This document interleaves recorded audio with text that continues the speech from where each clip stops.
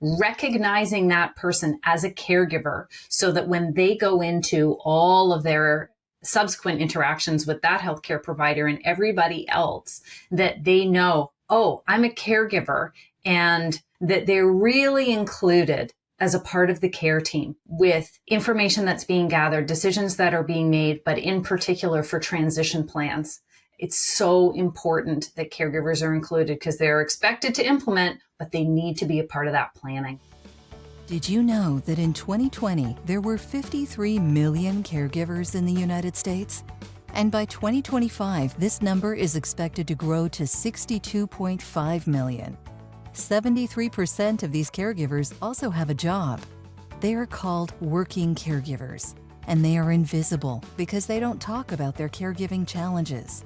Working Caregivers, the Invisible Employees, is a podcast that will show you how to support working caregivers.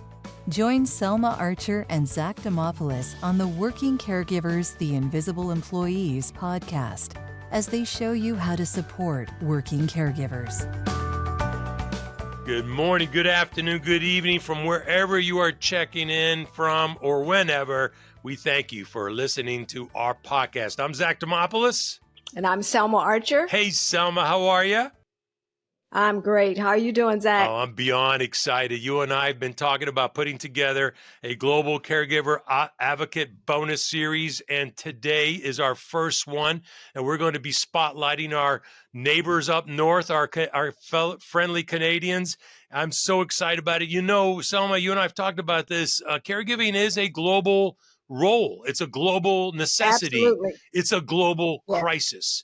And so when I was visiting Toronto, and you know this, Selma, when I was visiting Toronto not too long ago, visiting my sister up there, I went to the Canadian Caregiver Center for Excellence for Caregiving, and I got to meet Liv Mendelson and the executive director and her staff, and we had an hour conversation about how caregiving impacts all of us, regardless of what country we're in. So Canada actually has a holiday coming up, a day to celebrate and raise awareness, National Caregiver Day.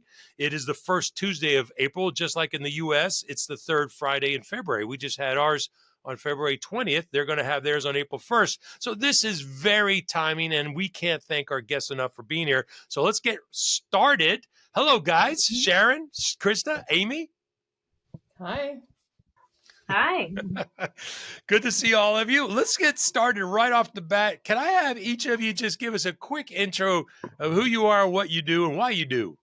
For sure. Hi, I'm Krista Haanstra. I run a company called 4C Strategy, and I have the great pleasure of leading the Working Caregiver Project at the Canadian Centre for Caregiving Excellence with Liv and her team. And as I do, I need to introduce myself as a working caregiver as well, because I think it's really important that we do that and wear it as a badge of honor. So most importantly, I am a sandwich generation working caregiver supporting my mom and caring for my dad, who has had dementia for 10 years. Thank you for that, Krista. And by the way, and we're going to put links. So anybody who's listening in the car or exercising, do not worry. Everything we talk about, we're going to put links in our notes. And there's a podcast I just listened to that I know Krista is going to post about it in the future, but I'll make sure to put a link in it that she talks about her caregiving role with her father. It's incredible. It's amazing. So I am going to put a post, Women in the Middle, and thank you to that host. She did a fantastic job. Okay. Sharon? Hi, I work with Dr. Jasneet Parmar in their Caregiver-Centered Care Research Program at the University of Alberta in the Department of Family Medicine. And what we do is we produce education for healthcare, social care, and community care providers about how they should be interacting with family caregivers. And because this is an American podcast, thanks to Dr. Beth Fields from the University of Wisconsin-Madison, it looks like our caregiver-centered care education for the health workforce is going to be delivered across Wisconsin to the home health workforce. Wow. Dr. Fields, we're going to give you a shout out on that and a link. That's fantastic. Look at that. And I also, to be fair, I'm a family caregiver. My husband had a stroke 27 years ago. I know that people with stroke do better because they've got caregivers. I also heard a podcast that you were on, Sharon, about dementia and Alzheimer's, and that was fantastic. And you did talk about being a spousal caregiver, so thank you for sharing that as well. Amy.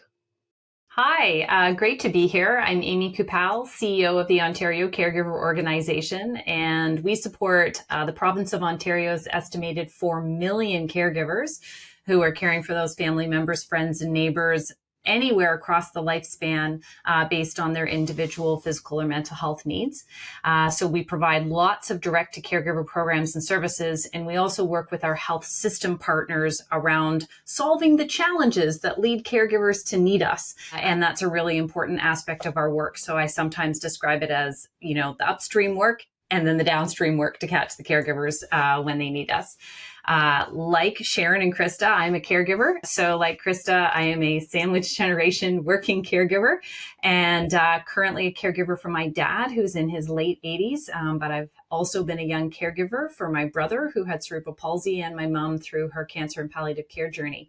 So caregiving is near and dear to my heart, and also really proud to be doing this important work here in Ontario. Wow. Thank you, Amy, for sharing that. In the U.S., we call that sandwich the panini. With how much you're going through, you've got to be really well pressed, kind of hard on that, but amazing sharing that and your caregiver journey. We are so honored to have each of you here. Before we kick off with some questions, I'd like to just ask a general question to all three of you. National Caregiver Day, what does that mean to you? What does it mean to the country? Any special plans that you're celebrating? Maybe a little history? Could you share with our listeners what it's all about? I can jump in if you like. So we always say at the Ontario Caregiver Organization, or OCO, I will use any opportunity to talk about caregivers. So call me anytime. But National Caregiver Day is really an opportunity for us to shine a light on caregiving, which is often hidden in our societies and even in our families and communities, certainly hidden in many workplaces as well, that people are caregivers. So it's an opportunity for us to bring the conversation about caregiving into spaces that maybe it isn't at other times of the year. And it's also an opportunity to recognize caregivers who often go unrecognized throughout the year for the amazing things that they're doing in their families, in their homes, at bedside and hospital, at appointments, all of the various places that caregivers show up. So we do it to really increase awareness about caregivers, but also to have that opportunity to recognize them as well. I appreciate that, Amy, because sometimes I'll hear that caregiving is actually 365 days a year. Why are we just using one day? But it is a great day to do some of those great things that you talked about. Great. Sharon? Yeah. So in 2002, Roy Romano wrote a report, The Future of Healthcare in Canada, because we've got a universal healthcare system. And he said in that report, Canada's healthcare system is not sustainable without the work of family caregivers. And so in 2010, the Canadian government actually recognized family caregivers in that, the National Caregiver Day. But really, as Amy is going to tell you, and I'm going to say too, we need much more than just a day and recognition, because caregiving happens every day. And we need to build a better system to support family caregivers. We need a national caregiving strategy, a provincial caregiving strategy, all of these kinds of things. And we can make people aware of that on Caregiver Day. In Alberta, the healthcare system last year and this year actually recognized caregivers and made a big deal about it. And, within the healthcare system, that's a huge win. I love that, Sharon. Again, happy National Caregiver Day to each of you in advance from Selma and I, but also Sharon, yes. I can see why the word advocate is right next to caregiver for your title. You're an incredible advocate. Just I could hear your passion behind it. So thank you so much for that. Krista, your thoughts? Yeah, so I've been working in the caregiver space for many years. And when I was working at the Change Foundation, the Caregiver Day was sort of something that some people celebrated, but it wasn't nearly as big as it is now. So to see the growth of it year over year is really exciting. It's an opportunity for people across the country to be talking about these issues, advocating. I can think of when I was at the Change Foundation that, for example, the city of Toronto had us come to council and talk about caregiving issues. And so there's just this opportunity to kind of organize around one day, whether it's on Parliament Hill or whether it's at Queen's Park or whether it's at city councils. And the thing for me that's always the most exciting, which anyone who knows me well knows, that this is the opportunity for those of us with lived experience to share that, to add that nuanced understanding of what caregiving looks like, because it looks very different for everybody. No two caregiver experiences are the same. And it allows us to show that nuanced experience of caregivers that adds to all the data that we like to rhyme off all the time, because this is real. And there are many of us across this country propping up the healthcare system each and every day as we care for people at home or in their own homes. I love that. The lived experience term. I really like that. I'm gonna have to steal that from you. That actually really is very important as we tell our caregiver journeys, and the whole reason for doing that. And I maybe just one quick follow-up question, just maybe one of you can answer. Because again, we'd like to think that some and I like to think that we're a global podcast. So for our Canadians who are listening in, at least my relatives in Canada are listening in. Could you suggest one or two things that somebody could do on this day if they're not a caregiver? Drop off some food to someone who is a caregiver. Don't ask them what they need. Just show up with something. It's that, don't ask them to add another thing on their list of things to do, to think about, because it's already way too long. Or show up with, fresh eggs, which might be controversial right now, given the cost of eggs. And expensive, yeah. Exactly. A cup of coffee, even. A cup of coffee. Absolutely. That's great. Love that. Yeah. Sometimes, folks don't know what to say or do, and therefore they don't do it at all. So maybe we can encourage our listeners from what you guys shared. Don't ask what they need. Just do something. What are they going to say? No, I don't like it. I mean, well, they'll tell you that when they close the door, but at least they'll think, wow, that was very nice, very appreciative. So, all right. Yeah. Thank you, guys. We'll go to our first question. Well, in keeping with the theme of honoring the hard work that all of you are involved with around caregiving, Krista, could you talk a little bit about it? I know that about 2 or 3 weeks ago, your national strategy for caregiving was adopted. Could you talk a little about that? Because we've been struggling trying to get our legislation through here in the States, and so far we have not gotten that door to open. So could you share a little bit about that with us? Absolutely. So as I mentioned earlier, I have the privilege of leading the Working Caregivers Project at the Canadian Centre for Caregiving Excellence. But that organization, which is only in its infancy still, has only been around since 2022, just launched its National Caregiving Strategy. And the Canadian Centre for Caregiving Excellence, which is a program of the Israeli Foundation, went across the country and really consulted with caregivers and care providers. That's an important distinction in the work that they do, is that they also advocate for care providers, PSWs, personal support workers.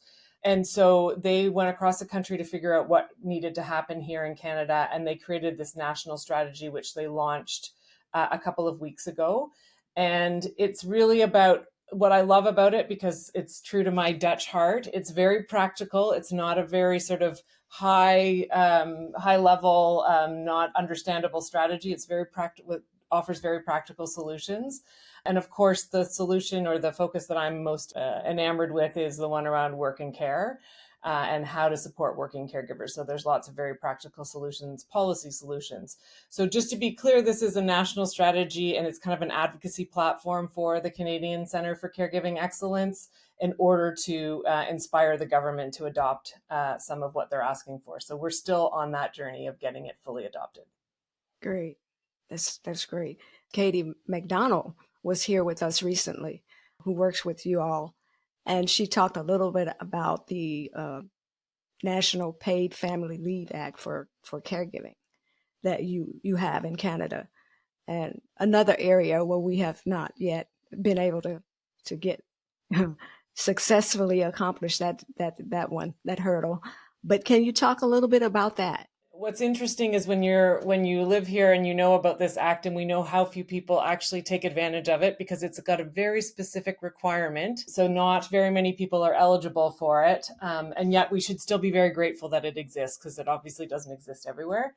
It really is a leave related to if someone is at end of life, you can get a paid leave from work in order to support them. And that there are other programs, and I know, Sharon, you were talking about some, and maybe you want to share some information about other programs, but at the federal level, the caregiving benefit is really related to allowing people to take time away if they are caring for someone who's at end of life. Yeah, it's actually it's a really good program because, end of life caring is some of the most intensive caring you can do. And you can get up to 26 weeks of paid care to caregive through our employment insurance program. So it's a federal program. The same as you get maternity leave here for a year. You can get that 26 weeks of paid employment insurance. And it's a real benefit. However, it has to be, that death has to be foreseeable. A family doctor or palliative care physician has to sign those forms. And there are some other caregiver benefits as well. But like many of the things that are happening in the US, there are also tax credits. And so they benefit the high income earners rather than the low income earners. And oftentimes in Canada, they go on the care receiver's income and not the caregiver, who are often women who older women may not have worked. And so, they should qualify for that tax credit if it was a refundable tax credit, but it's not. So there's some things, and they are in, the National Caregiver Strategy. There's been lots of foresight put into those kinds of things that will make, because about 50% of caregivers are actually stressed financially. And that's one of the things that, Amy will talk about too, is that financial stress that caregivers are experiencing.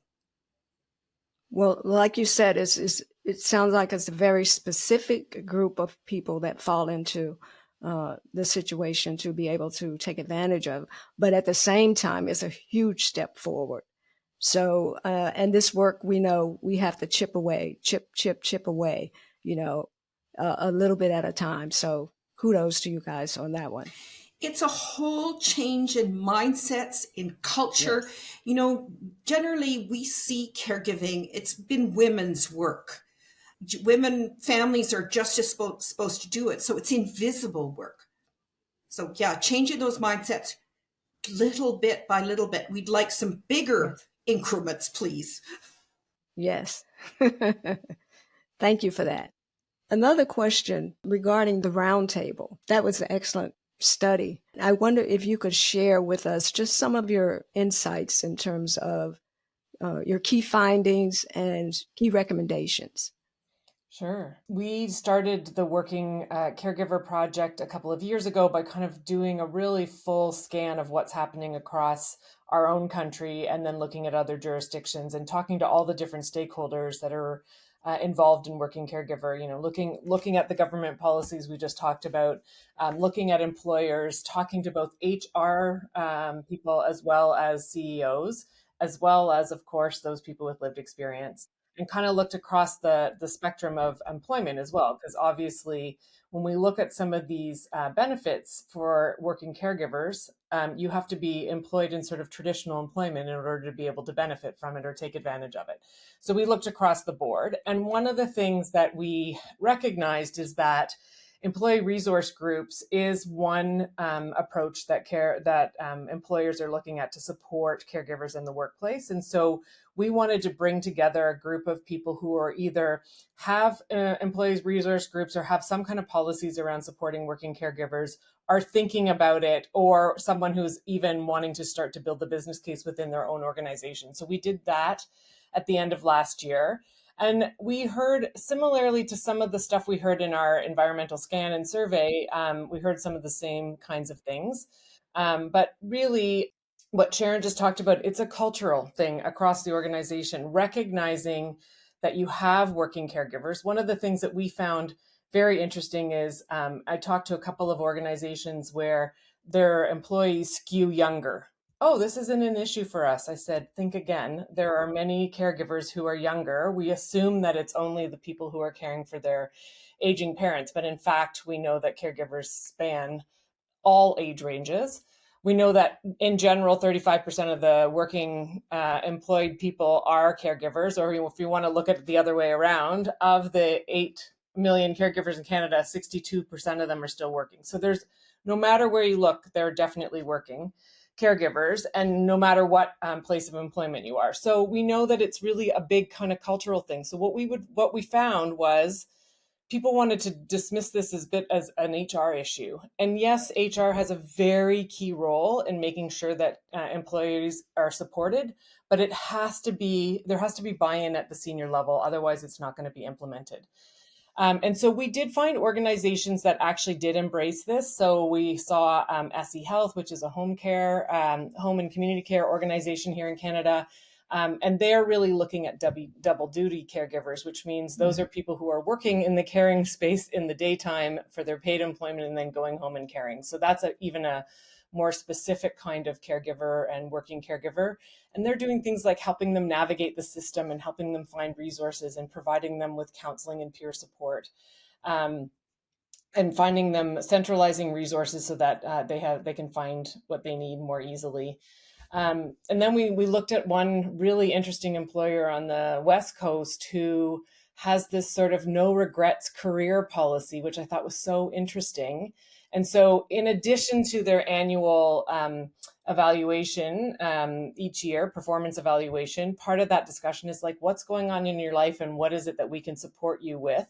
And of course, for some people, it's like, okay, I'm on a sabbatical in 5 years to travel the world, which sounds very glorious at the moment. But, for other people, it's like, listen, my mom has just been hospitalized and I'm going to need some flexibility around working because I'm going to have to be back and forth to appointments, et cetera, et cetera. So it was a very interesting approach to thinking about how to incorporate family caregivers and how to support them at work. And all of this kind of came down to this idea. It was kind of based on this idea of employee resource groups, which is how do you create support networks within your organization to support working caregivers, in addition to all of those policies that are going to support people like flexible work and time off, or going to part-time without losing your seniority, all of those kinds of things that we talked about at that session. And of course, we brought in people with lived experience so that when it got really interesting and rich is when the HR people in particular could ask some of the lived experience people what made the biggest difference for them, and really being able to hear from them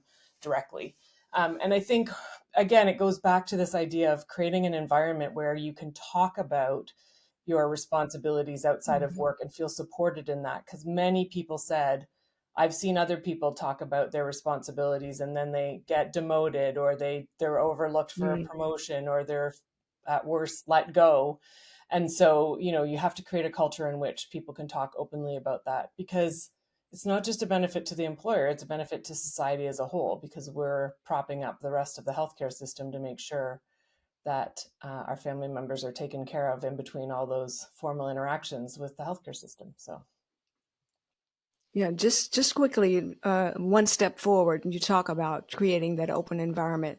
In the report, you mentioned that you have to have senior leaders on board with it, and they have to be kind of taking the charge to create that environment so people feel comfortable having those discussions.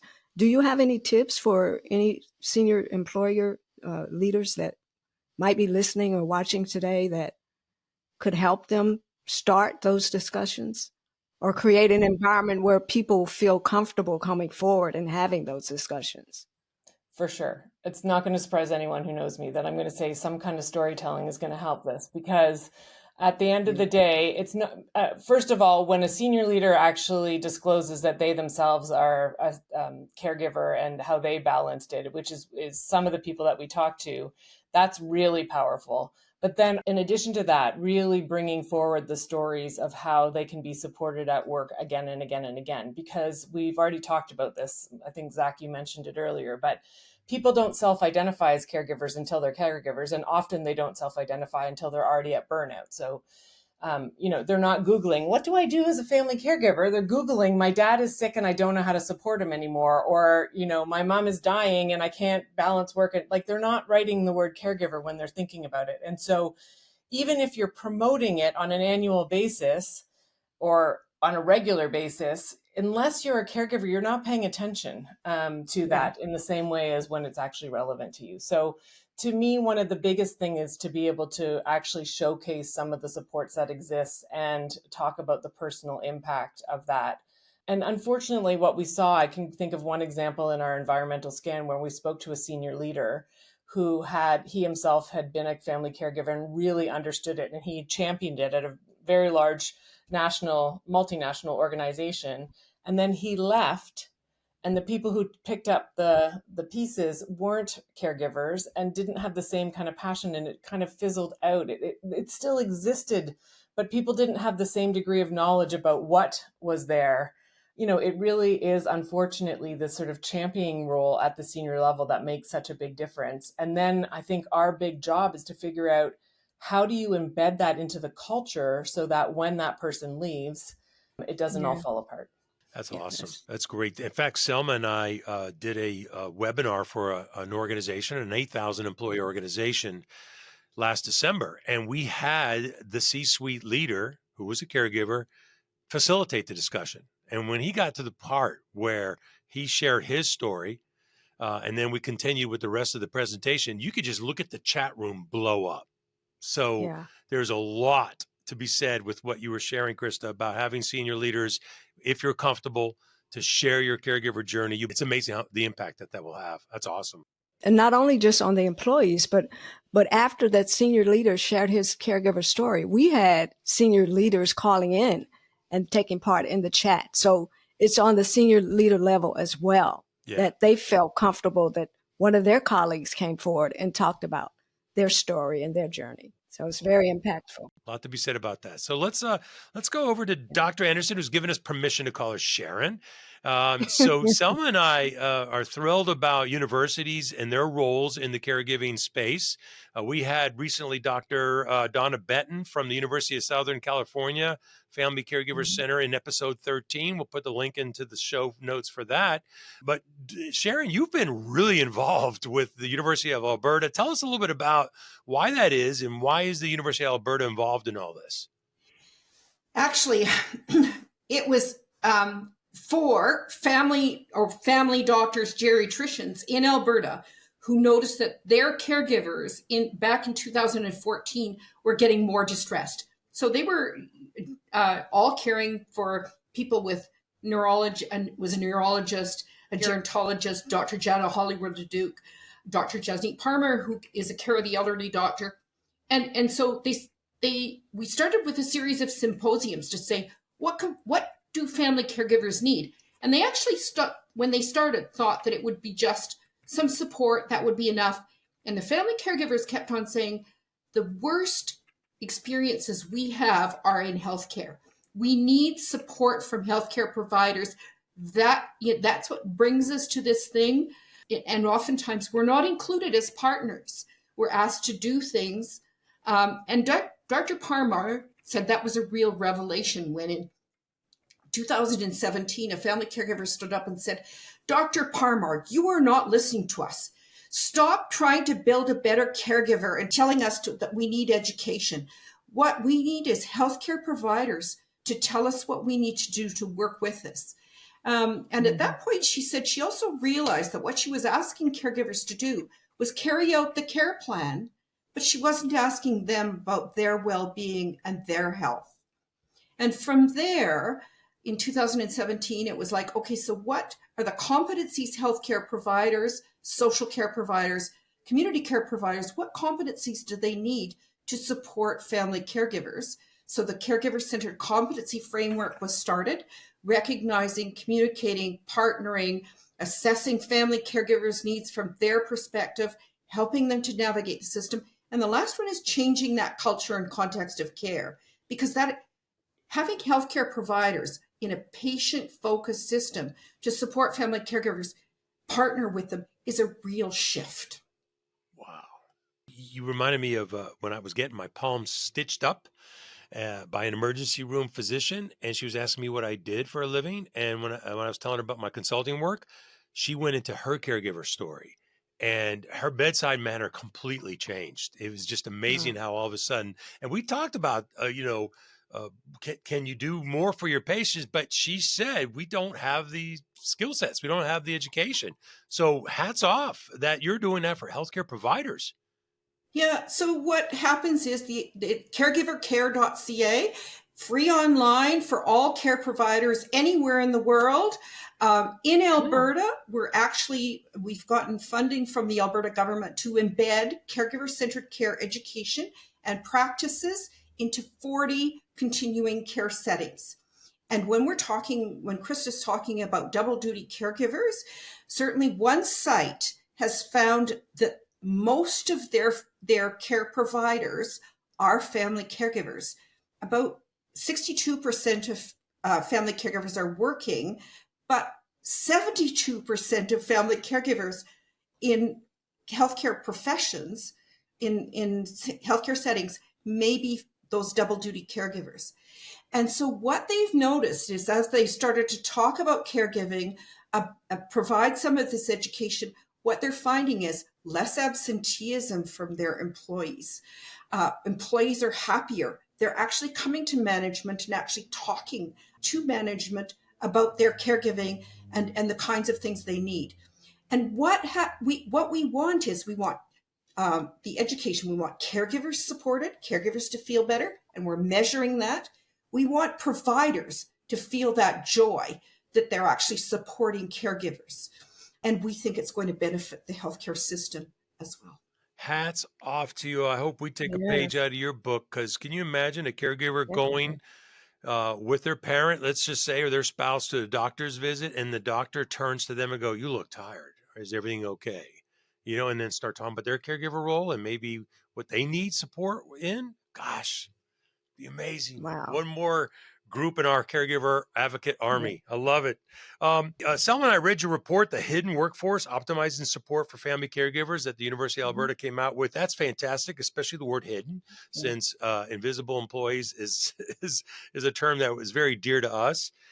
What do you think are the key takeaways from that? Because I know you talk about burnout, which is really important. Also, your call to action that family caregivers need both work cultures and care teams to support them. But you pick. What do you think is the main theme that we should walk away with from your report? Okay, so Amy, I read the same report. It was from the Dali School of Public Health in Toronto. And I was shocked at the rate of chronic disease. And also we've got this older population. So the question is how are we going to care for them? Because we've got this workforce shortage. We've got a caregiver, fewer caregivers, families are smaller. Both people are working oftentimes. So you've got working caregivers, less time, sandwich generation caregivers, all of those things that are going on. So what do we do about this hidden workforce? How do we start to talk about this and make it possible? So it really is about the things we're doing, identifying caregivers, supporting them, recognizing them, communicating, supporting them, and all of those kinds of things.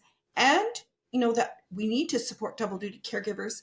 This is a conversation we need to have. We need to bring everybody out of the closet. I love it. Thank you. And the more stories we tell, the more reports you write, the more senior leaders that chat up, we will bring everybody out of the closet. I don't know if that's the best term to use, but we will. Out of the shadows, we used to say. Out of the shadows. Yeah. Well, one of the things that we've learned in terms of supporting caregivers from an employer perspective is bringing them what they need as opposed to what we think they might need. So actually discussing with them what their needs are, because many times employers implement programs that are very much underutilized or not utilized. And that's because that's not what the employee, the working caregiver needs. And one of the things that stood out for me, Amy, in your spotlight report from Ontario, you have an at a glance sheet that has some amazing statistics from the perspective of the working caregiver of what they need. And, they're talking about their burnout, their stress, their needing support from their employer and what that might look like. So could you talk a little bit about that piece in terms of one of the things that really jumped out for me is that not only are they distressed and most of them overwhelmed at this point, but it's getting worse. Yeah, so there's a few key things that came out of our Spotlight report that tie into what you're talking about. One is that we see that caregiver burnout rate going up each year. And that's something that everybody should be paying attention to, because if caregivers become burnt out and they reach their breaking point and they can't keep going, then the people that they care for are going to face some challenges. And you're going to have two people, the caregiver who is burnt out themselves and the person they care for who may not be able to continue to live where they live or access the care the way that they do right now, etc. So caregiver burnout is a significant issue. And we see that caregivers are also getting to burnout faster. We used to see caregivers getting to burnout after about 5 years. Now we see it after 2.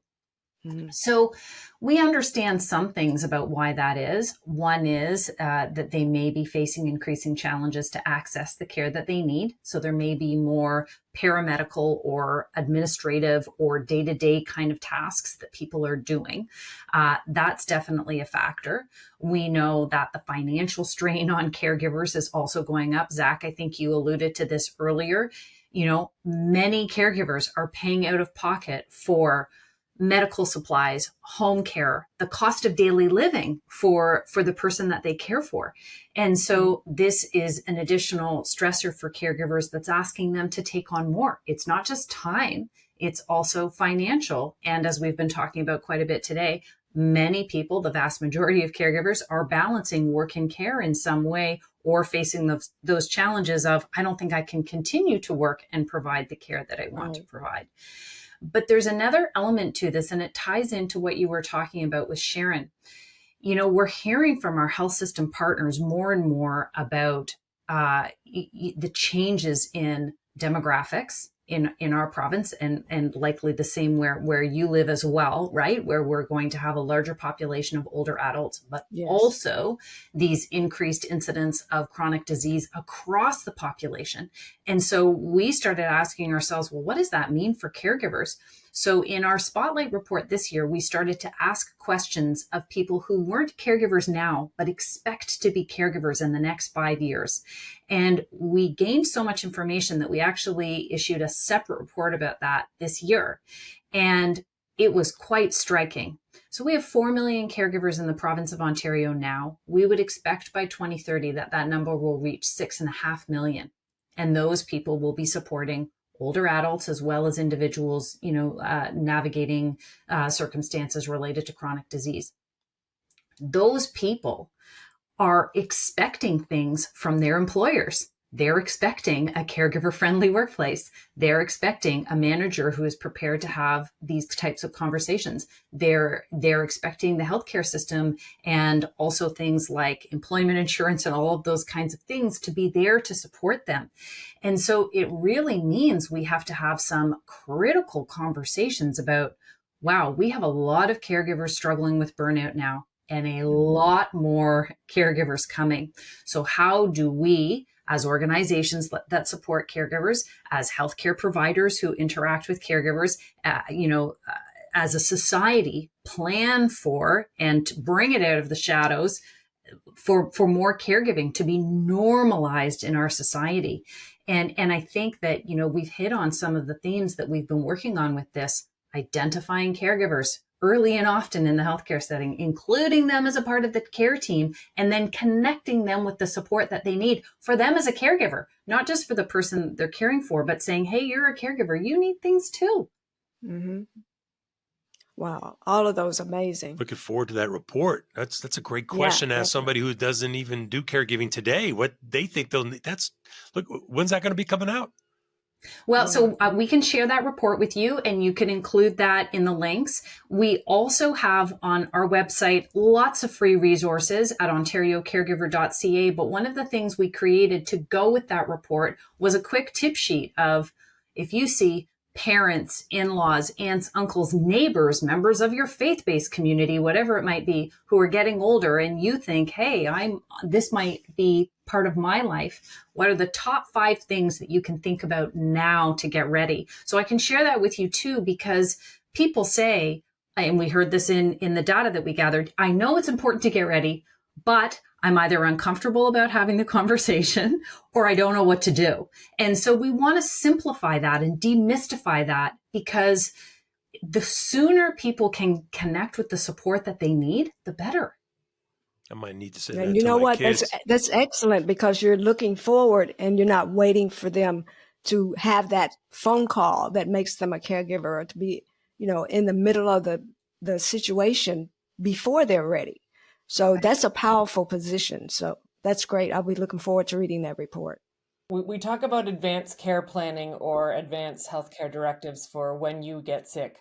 I want to throw out the idea that we need to create an advanced caregiving plan, which is exactly what you're talking about, Amy. Like how do we think about in advance what that caregiving is going to look like? Because I always joke about the fact that I talk to my siblings like, oh, what if mom dies first? What if dad dies first? Like, kind of in this lighthearted way, we would talk about what that would look. None of us talked about what happens if my dad gets sick like he did, and we have to care for him for 10 years Yeah. and still going. We didn't talk about the process of what would get them to death. We just said, what if they died first? So we think about that, but we don't think about this journey that gets us to there. So this idea of an advanced caregiving plan where you actually have those conversations would be so profound. And I think Krista's hit on such an important point. We make assumptions. My mother was much younger than my father and ended up with a cancer diagnosis and a palliative care journey that left our family assumptions in the dust, right? Just like Krista. And so many people have this experience, whether, Selma, it's to your point, the phone call in the middle of the night, or life just goes a different direction over time.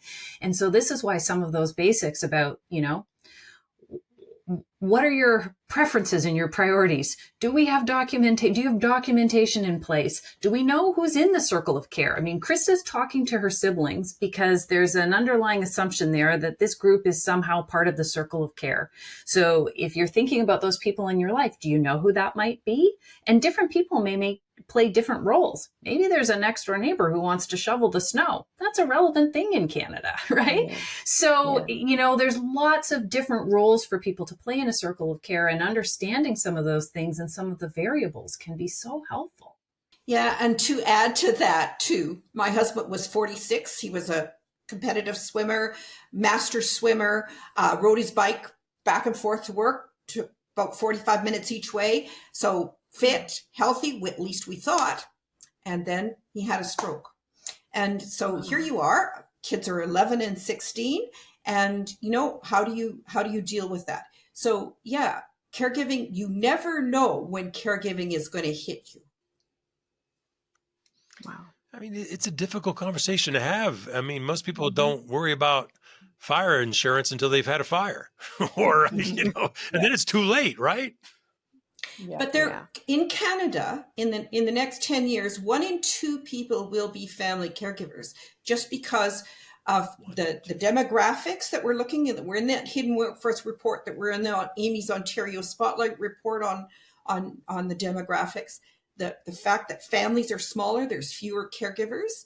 So there's lots of work to be done as far as asset-based community development, where we support each other in our communities, on national caregiver strategies, on provincial caregiver strategies, where we're building that better system, changing those mindsets about how we deal with working caregivers and double duty caregivers, because that's a population that most health systems are not looking at all. great conversations, guys. And I wish I would have had those difficult conversations with my siblings and my parents. Of course, they're Greek immigrants, very proud, very stubborn, and there's no way they would have these conversations with me. But speaking of Greek immigrant parents, I'm going tomorrow morning to my mother, who's in North Carolina. I get on a plane and I'll spend 3 full days with her in the nursing home because I'm her long distance caregiver. And I have learned a lot of lessons from the first time around when I was doing it from my father. But one thing I want to share with you guys and get your reaction to is I tell everyone, and I just did it now, I tell everybody that I am a long distance caregiver for my mother. I'll be gone for the next 3 days doing this. My first go round, I was working for a large organization. Selma and I knew each other for like 8 years. We worked together. We never knew each other's caregiver story.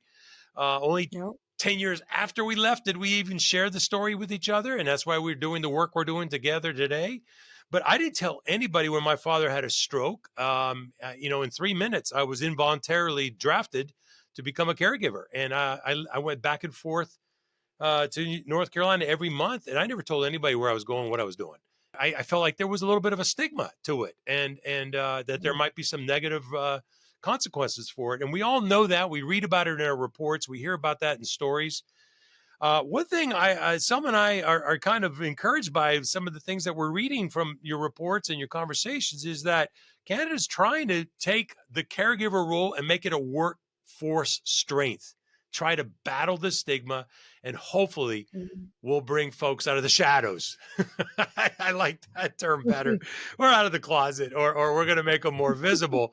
So can each of you just share with us a little bit about what can some of our listeners who are employers, HR, managers, working caregivers, what can we do to make caregiving a workforce strength?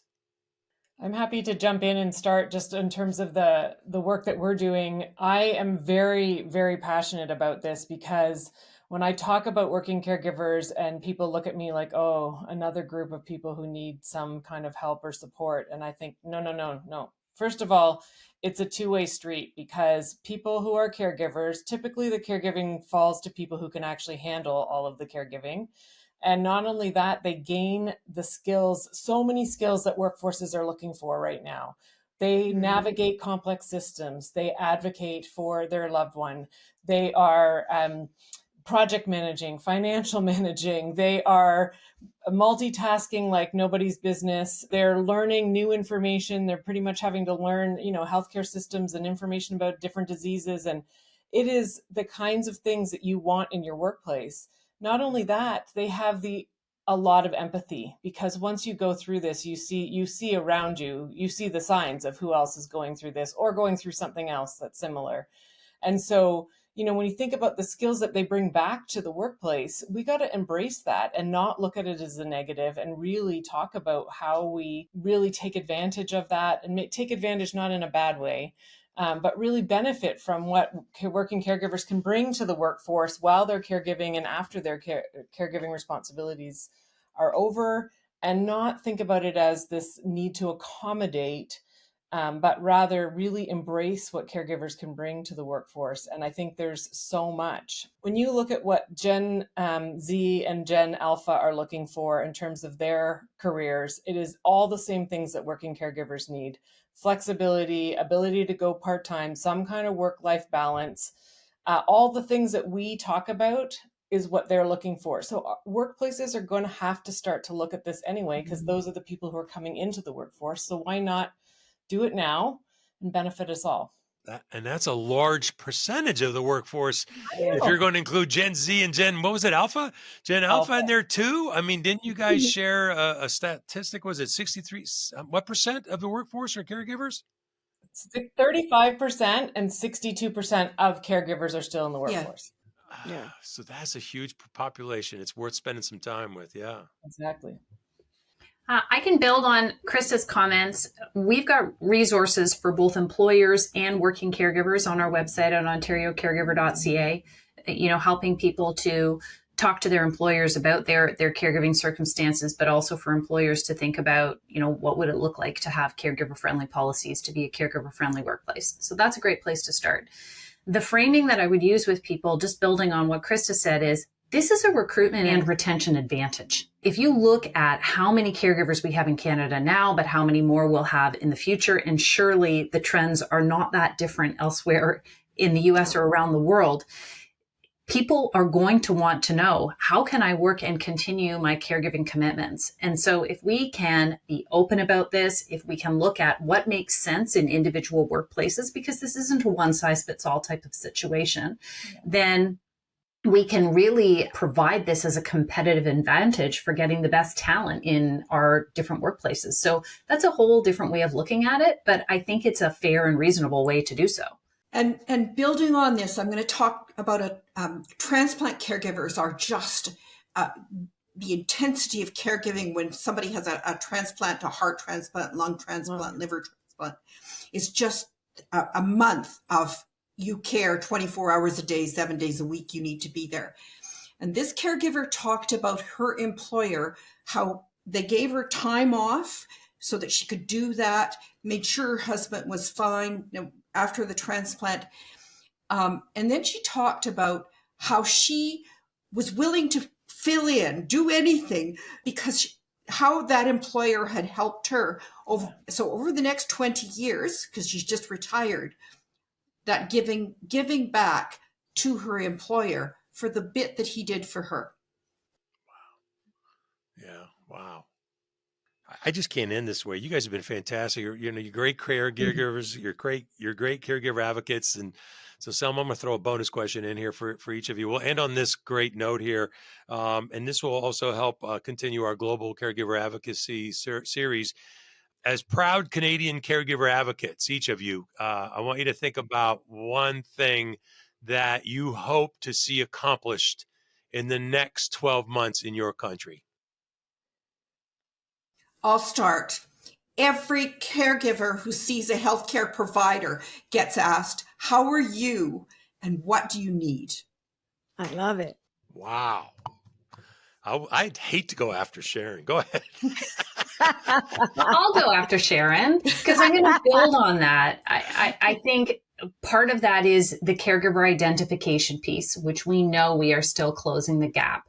Recognizing that person as a caregiver so that when they go into all of their subsequent interactions with that healthcare provider and everybody else, that they know, oh, I'm a caregiver, and here's my moonshot in the next 12 months, that they're really included as a part of the care team with information that's being gathered, decisions that are being made, but in particular for transition plans.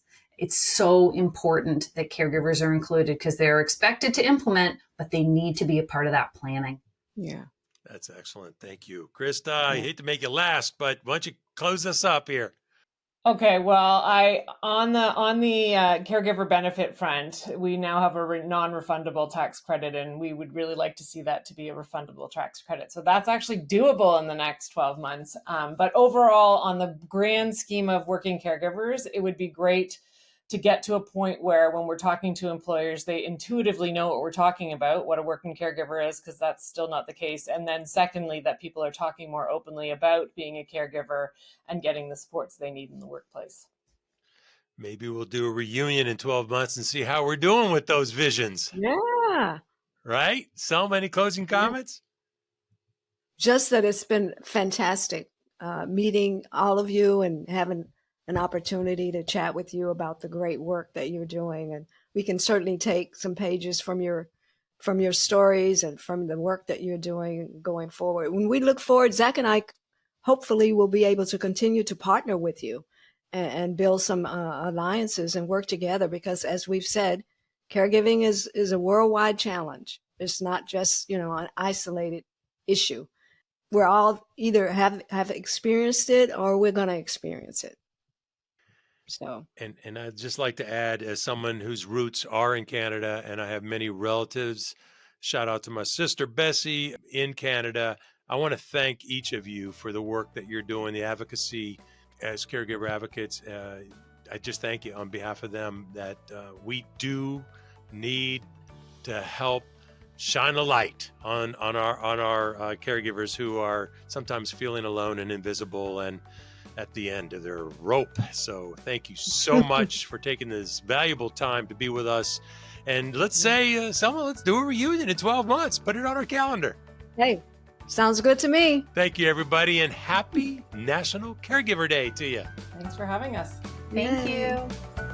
Thank you for tuning in. Be sure to catch new episodes of Working Caregivers, the Invisible Employees podcast, every other Tuesday. Please also visit our website, invisibleemployeeadvocates.com, to subscribe to our newsletter, purchase our book, and learn more about how we can help you strengthen your workplace to become more supportive of working caregivers.